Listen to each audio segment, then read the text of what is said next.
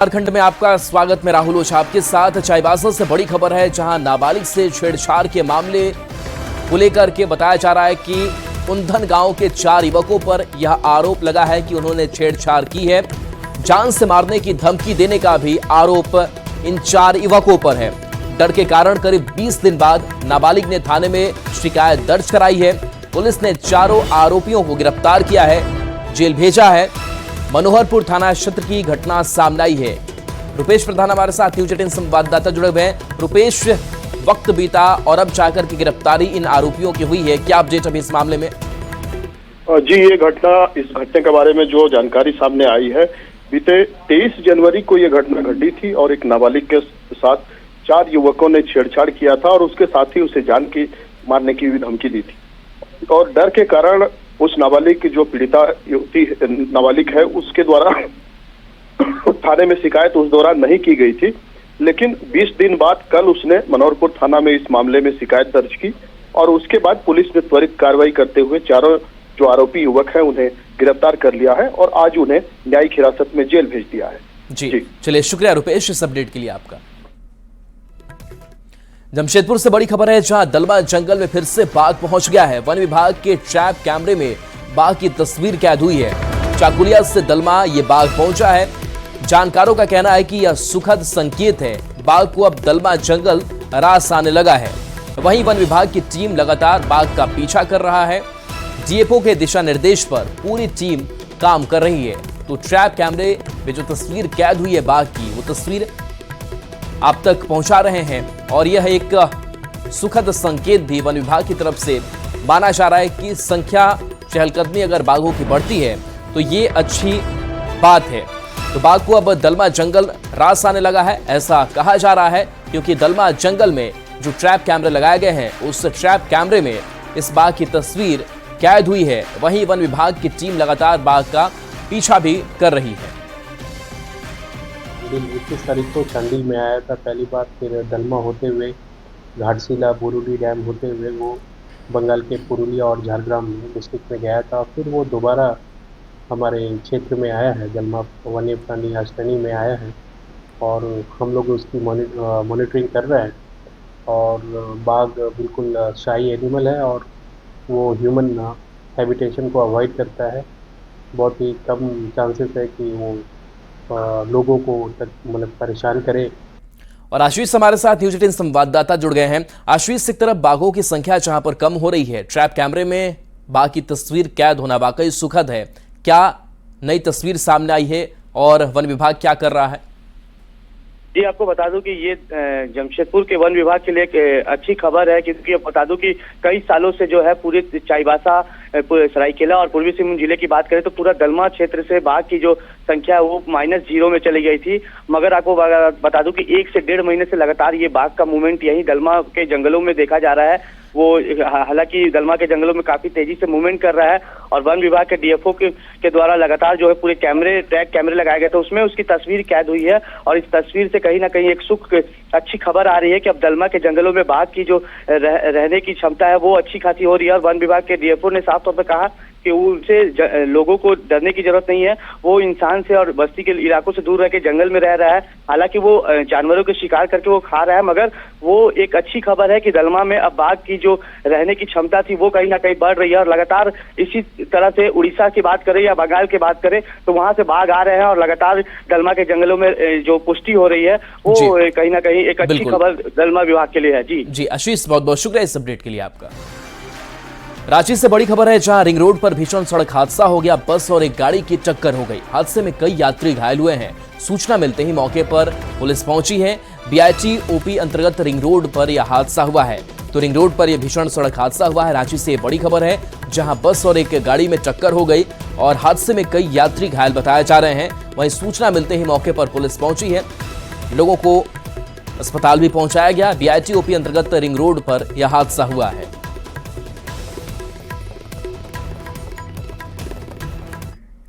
रांची से बड़ी खबर, जहां मणिपुर मुद्दे पर बीजेपी विधायक सीपी सिंह का बड़ा बयान सामने आया है और कहा है कि मणिपुर में जो हिंसा हो रही थी वह अंतर्राष्ट्रीय साजिश के तहत जो लोग सदन के अंदर खालिस्तानी की बात करता हो, अर्बन नक्सल प्रभावित हो रहा हो, देश के टुकड़े टुकड़े गैंग करने वाले साजिश के तहत हिंसा फैलाया गया और हमेशा इनको मुंहतोड़ जवाब मिल रहा है। बता दें कि मणिपुर में एन बीरेन सिंह के इस्तीफे के बाद राष्ट्रपति शासन अब लागू हो गया है।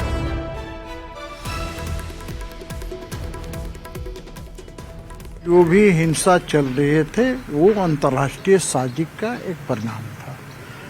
कोई मणिपुर में जो हिंसा चल रही है ऐसे नहीं चल रही थी। आप देखा होगा कि किस प्रकार से राहुल गांधी से लेके वाम मोर्चा और सारे लोग सक्रिय थे। ये अंतर्राष्ट्रीय साजिश से, और इन साजिश का पर्दाफाश होगा इसी राष्ट्रपति शासन में। चूँकि ये कुकी और मैत्री का जो झगड़ा चलाया गया, ये कोई आसान चीज नहीं था। इसके लिए विदेशी फंड यहाँ मुहैया करा गया, और जो अर्बन नक्सली जो अपने आप को कहते हैं वो सारे के सारे लोग इसमें सक्रिय थे। कई राष्ट्र इसमें, बड़े बड़े राष्ट्र सक्रिय थे, ताकि भारत को अस्थिर किया जा सके। बीजेपी विधायक दल के नेता का चयन में देरी को लेकर के जेएमएम और कांग्रेस बीजेपी पर हमलावर है। कहा कि बीजेपी में हो रही गुटबाजी की वजह से बीजेपी विधायक दल के नेता का चयन नहीं हो पा रहा है। बीजेपी का अस्तित्व अब खत्म हो रहा है, ये कहा गया। किस विधायकों में चुनना है आपको, वो भी आप नहीं चुन पा रहे हैं। सुप्रीम कोर्ट ने आपको निर्देश दिया है, उसके बावजूद आप लगातार अवमानना कर रहे हैं सुप्रीम कोर्ट का। क्या परेशानी है, ये तो भाजपा के लोग ही बता पाएंगे। लेकिन जो समझ में आता है, इतना ज्यादा गुटबाजी, इतना ज्यादा मतभेद, मनभेद, उहापोह की स्थिति, क्या उनके आला कमान के नजर में कोई लायक व्यक्ति नहीं है? क्या उनके आला कमान के नजर में सभी इस पद के काबिल नहीं है? हम लोग तो समझते हैं कि हैं दो चार लोग जो लॉयल हैं पार्टी, जो दल बदलू नहीं है, फिर भी ये विलंब समझ से परे। तो जब आयातित नेताओं के बदौलत संगठन और पार्टी चलाओगे तो स्वाभाविक तौर पे नेता चुनने में परेशानी तो होगी, क्योंकि तब सब लोग नेता हैं। अब हमें लगता है कि भारतीय जनता पार्टी विश्व की सबसे बड़ी पार्टी बनने का जो वादा करती है, दम भरती है, उसका खोखलापन तो नजर आ रहा है। जहां ये चुनाव जीतते हैं वहां मुख्यमंत्री का उम्मीदवार इनको खोजने में समय लगता है, और जहां ये चुनाव हारते हैं वहां न्यायालय को अपना विधायक दल का नेता चुनने के लिए हस्तक्षेप करना पड़ता है। इसका यह मतलब है कि अब मोदी जी का नेतृत्व भारतीय जनता पार्टी के विधायक भी धीरे धीरे मानने को तैयार नहीं है। और इस वक्त की बड़ी खबर, बीजेपी विधायक दल के नेता का चयन जल्द होगा, ऐसा कहा जा रहा है। बजट सत्र से पहले घोषणा की उम्मीद भी है। बीजेपी प्रवक्ता प्रतुल शाहदेव ने कहा है कि शीर्ष नेताओं की व्यस्तता की वजह से विधायक दल के नेता के चयन में विलंब हुआ। पार्टी के अंदर चर्चा चल रही है कि प्रदेश अध्यक्ष और विधायक दल में से एक ट्राइबल और एक नॉन ट्राइबल नेता को जिम्मेवारी सौंपी जाएगी। ताकझां करने से पहले उनको इस बात पर गहन चिंतन करना चाहिए कि उन्होंने जो बड़ी बड़ी सौगातों की घोषणा की थी चुनाव जीतने के लिए, जिस 2.5 लाख करोड़ रुपए के आसपास का उसका वार्षिक बजट होता है, उसका इंतजाम कहां से करेंगे। अभी इनकी मैया समान योजना ही खटाई में पड़ गई है। एक किस्त अभी भी इनका ड्यू है, कह रहे बार बार कि 2 किस्त एक साथ देंगे। और जहां तक नेता प्रतिपक्ष की आवश्यकता है, तो भाई कुछ संवैधानिक जरूरतें होती हैं जिनको, जैसे सूचना आयोग और लोकायुक्त, उनमें नियुक्ति के लिए अगर इनको नेता प्रतिपक्ष की आवश्यकता थी तो नेता प्रतिपक्ष के रूप में बाबूलाल मरांडी जी के मामले को 3 वर्ष तक क्यों लटका कर रखा। पुलवामा में हुए आतंकी हमले की 6वीं बरसी आज है। बीजेपी विधायक सीपी सिंह ने भावपूर्ण श्रद्धांजलि दी और कहा कि पाकिस्तान पर सर्जिकल स्ट्राइक कर जवाब दिया गया।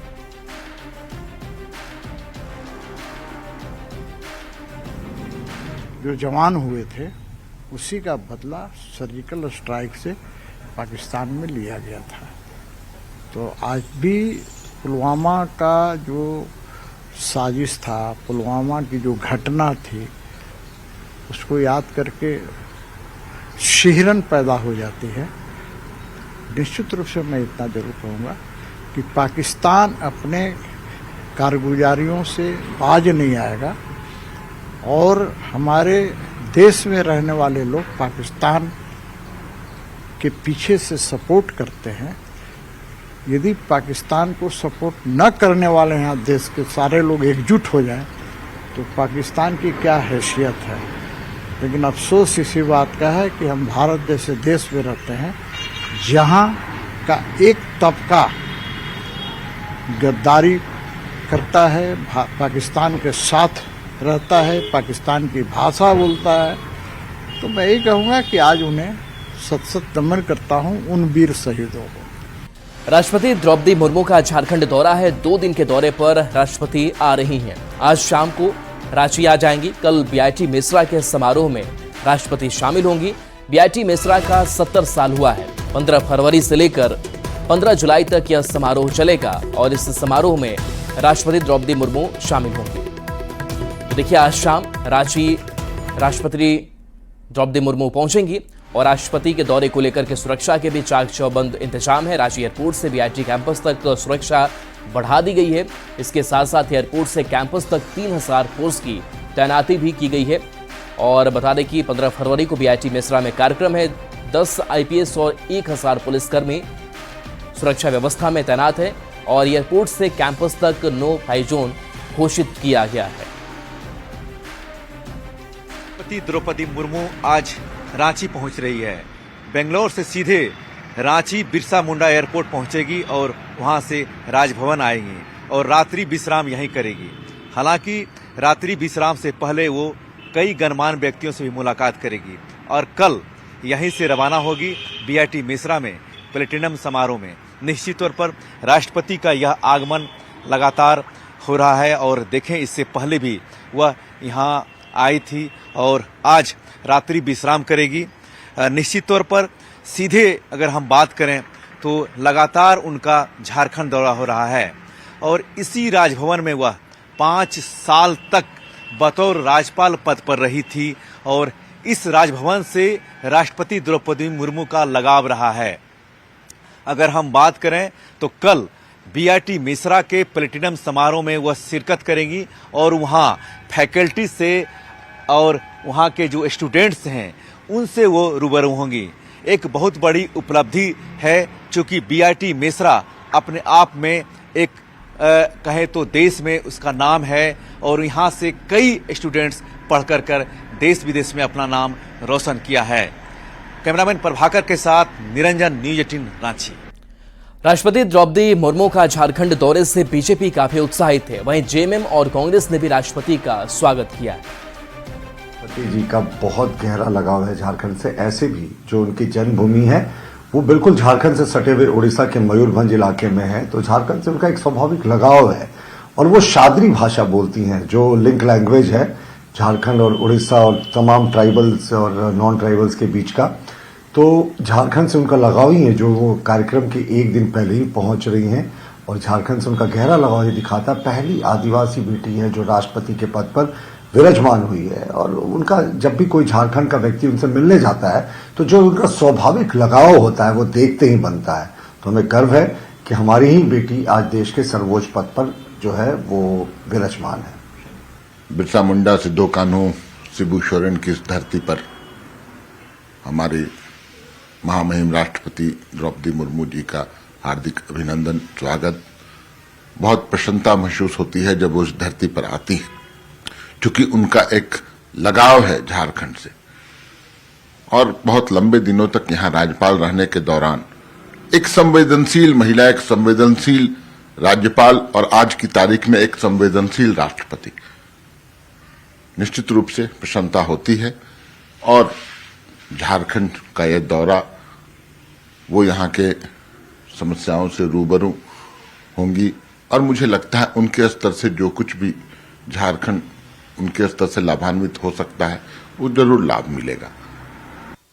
भगवान बिरसा मुंडा की पवित्र पावन भूमि पर महामहिम का आगमन हो रहा है। स्वाभाविक तौर पे ये खुशी की बात है, ये हर्ष की बात है। झारखंड के लिए भी ये गौरव की बात है कि महामहिम का दौरा, 2 दिवसीय दौरा जो है झारखंड में आयोजित है। हमें ये लगता है कि महामहिम यहाँ की राज्यपाल भी रही हैं तो झारखंड से उनका एक पुराना नाता भी रहा है। जामताड़ा में कई स्कूलों में बाउंड्री वॉल नहीं है, इससे स्कूल पशुओं का चारागाह बनता दिख रहा है। दिन में जहां कैंपस में आवारा पशु घूमते रहते हैं, वहीं रात में बदमाशों का अड्डा बना रहता है। शिक्षकों ने बाउंड्री वॉल के लिए विभाग को कई बार पत्र लिखा, लेकिन अब तक कोई ठोस कार्रवाई नहीं हुई। इस बारे में पूछे जाने पर जिला शिक्षा अधीक्षक ने सीमित फंड होने की बात कही, साथ ही बाउंड्री नहीं बनने तक प्रिंसिपल को ग्रांट की राशि से बायोफेंसिंग कराने का निर्देश दिया। सर, यहाँ पर अभी भी पत्थर उत्थर आसपास में गिरे हुए मिलते हैं और पूरा स्कूल गंदा हो जाता है। इसका कारण कोई भी कुछ भी कर देता है आके। सर, यहाँ पर पत्थर बहुत सारा, ईंटा के टुकड़े, फिर बहुत गंदगी हो जाती है हम लोग स्कूल में। बाउंड्री वॉल नहीं रहने के कारण दिन भर गाय, बकरी, मुर्गा, मुर्गी सब अंदर आ जाते हैं। और इसके अलावा दिक्कत होता है कि शाम के टाइम में असामाजिक तत्व का जमा बड़ा होता है। सुबह आकर के देखते हैं गंदगी किया हुआ रहता है।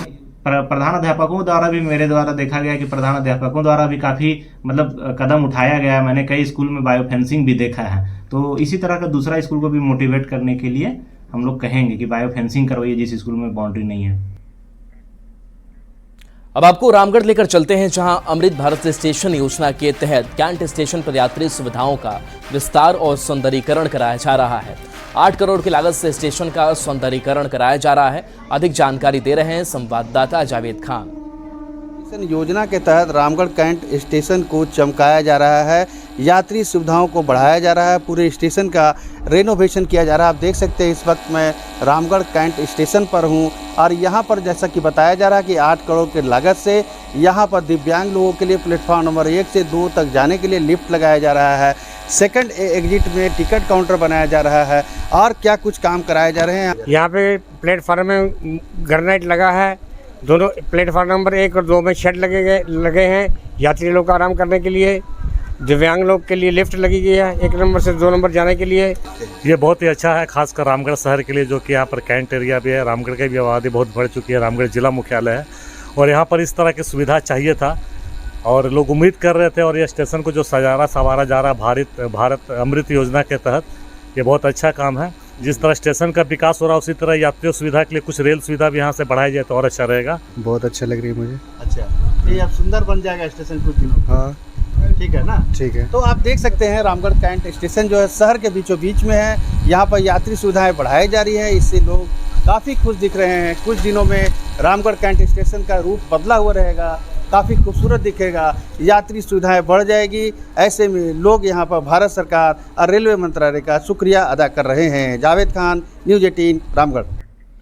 वैलेंटाइन डे के मौके पर रांची का बाजार गुलाब से गुलजार है। 20 से 30 रुपए वाला गुलाब 50 का बिक रहा है। दुकानदारों की माने तो सबसे अधिक कीमत का बुके 50,000 तक का बेचा गया है। बोकारो में भी फूलों का बाजार आज गुलजार है। गुलाब की बिक्री बढ़ गई है। सुबह से ही लोग दुकान पर पहुंचकर गुलाब और बुके खरीद रहे हैं। वैलेंटाइन का दिन है, यानी प्रेम को उत्सव की तरह मनाने वाला दिन। और आप राजधानी रांची के बाजारों में गुलाब की बिक्री को देखिए कि किस तरीके से गुलदस्ते और फूलों की बिक्री राजधानी रांची के बाजारों में हो रही है। मेरा तो अप्रॉक्स 10,000 बंडल्स आता है पर डे, क्योंकि वी आर होलसेलर है और हम लोग ये हमारा एक तो जो शॉप है वो पूरा प्रीमियम सेक्शन में सिर्फ बुकेज बनते हैं और रिटेल काउंटर है और एक होलसेल भी है। होलसेल में रोजेस जितने आपके यहाँ पे रांची में फ्लावर शॉप हो गए, सब जगह जाता है। सबसे महंगा बुके कितने का आज बनाया आप? सबसे महंगा मैंने 50,000 का भी बनाया है। आज थोड़ा एक्सपेंसिव है, महंगा आज बहुत ज्यादा एक्सपेंसिव है आज। कल के मुकाबले एक रोज की कीमत, एक रोज 50 रुपीज का है। 50 फूलों का बाजार है और फूलों का बाजार गुलजार भी है। और इसी वजह से हमने आपको कहा कि वैलेंटाइन के इस खास मौके पर अपने प्रेमी और प्रेमिका को इजहार करने के लिए, जिस तरीके से कि दुकानदारों ने बताया है कि सिर्फ एक तरह के फूल नहीं बल्कि करीबन 50,000 रुपए के जो बुके हैं उसकी बुकिंग इनके पास आई है। ये बताती हैं कि विदेश में रहने वाले एक शख्स ने उनकी बुकिंग की थी। प्री ऑर्डर वो था, पहले से ही उसका ऑर्डर किया गया था, आज उसकी डिलीवरी भी की गई है और आज पूरे दिन इसी तरीके से गुलाब की बिक्री राजधानी रांची के बाजारों में रहने वाली है। कैमरा पर्सन संजीव तिवारी के साथ गौरव झा, न्यूज़ 18 रांची। और चलिए न्यूज़ 18 बिहार झारखंड पर खबरें आपके लिए लगातार जारी हैं।